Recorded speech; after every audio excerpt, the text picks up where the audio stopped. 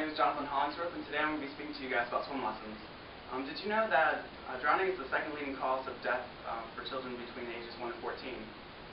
Thankfully, though, a lot of facilities like the American Red Cross and YMCA offer affordable swim lessons for local children and adults. As a swim teacher myself, I understand the importance of teaching a child how to swim. I'm also really familiar with a lot of the concerns some parents have about their child's progress.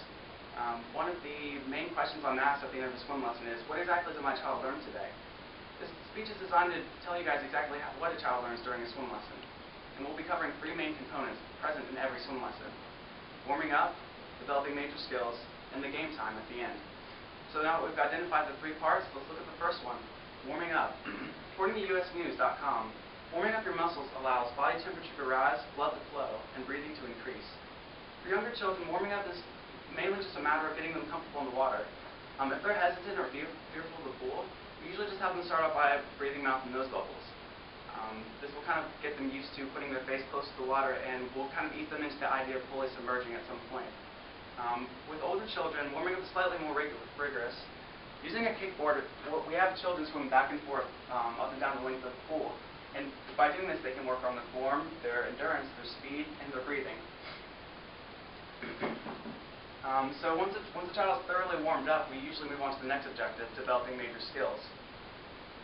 For younger children, floating is one of the essential skills to learn. According to Paragon Pools president Joe Fasalo, floating could literally mean the difference between life and death for a child. It's sometimes difficult to teach a child how to learn to float because they're very tense at first. So to kind of combat this, the instructor will usually hold the child on top of the water and position themselves under the water, and have the child lay their head on the instructor's shoulder for support. For older children, developing skills usually centers around the four main strokes. If you could just direct your attention to the TV for a moment, I'm going to show you guys a little video that just kind of briefly is an example of the four main strokes. This one is freestyle. This is backstroke. This is breaststroke. And the last one is butterfly. Once a child has worked on these major skills, the lesson concludes with the game time. Playing games is really important in a swim lesson because it helps the kid associate fun with swimming.